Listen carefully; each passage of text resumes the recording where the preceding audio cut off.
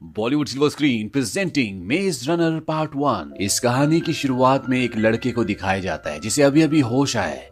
वो एक लिफ्ट में होता है और ये लिफ्ट बड़ी तेजी से ऊपर जा रही होती है। इसे कुछ नहीं पता कि ये कहां पर है, ये लिफ्ट कहां जा रही है।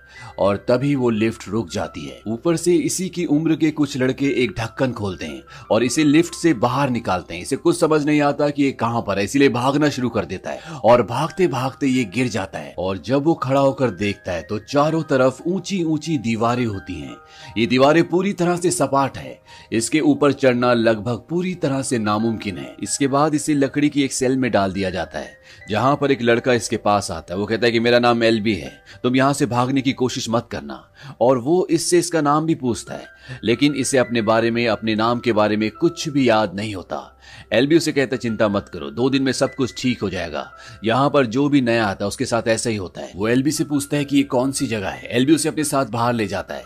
वो कहते हैं हम यहाँ पर अनाज उगाते हैं, यहीं पर रहते हैं, यहीं पर सोते हैं और जो भी हमारी जरूरत की चीजें हैं वो बॉक्स में भेज देते हैं, उसी बॉक्स में जिसमें तुम्हें भेजा था। और जब भी वो सामान भेजते हैं तो उसके साथ किसी न किसी को भेजते हैं, जैसे इस बार तुम्हें भेजा है। अब इस लड़के को उन ऊंची ऊंची दीवारों के बीच में एक रास्ता दिखता है और वो पूछता है कि ये रास्ता कैसा है। एलबी उसे कहता है कि यहाँ पर 3 बातों का ध्यान रखना। कभी भी अपना टाइम वेस्ट मत करना, हमेशा अपने काम पर लगे रहना। दूसरा, कभी किसी को चोट मत पहुंचाना। और तीसरा, कभी भी उस दीवार के दूसरी तरफ मत जाना। लेकिन ये लड़का जानना चाहता है कि दीवारों के बीच में जो रास्ता है वो रास्ता कहां जाता है, दीवारों के उस पार क्या है। और जब वो उस रास्ते की तरफ जा रहा होता है तो वहां पर एक छोटा लड़का आता है। वो उसे रोकता है। वो कहता है कि तुम वहां नहीं जा सकते, हम में से कोई भी वहां नहीं जा सकता। और तभी अंदर से 2 लड़के भागते हुए आते हैं और छोटा लड़का उसे बताता है कि ये हमसे अलग है, ये रनर्स हैं, ये मेज के अंदर जा सकते हैं। मेज का मतलब भूल भुलैया होता है। और वो ये सुनकर हैरान हो जाता है। वो कहता है क्या कहा तुमने, मेज? वो कहता है मैंने ऐसा कुछ नहीं किया। और इसके बाद वो अंदर जाने लगता है, लेकिन तभी वहां पर एलबी आ जाता है और वो उसे अंदर जाने से रोकता है। लेकिन ये अंदर जाना चाहता है और इससे पहले कि ये अंदर जाता, वो जो रास्ता होता है आपस में मिलना शुरू हो जाता है।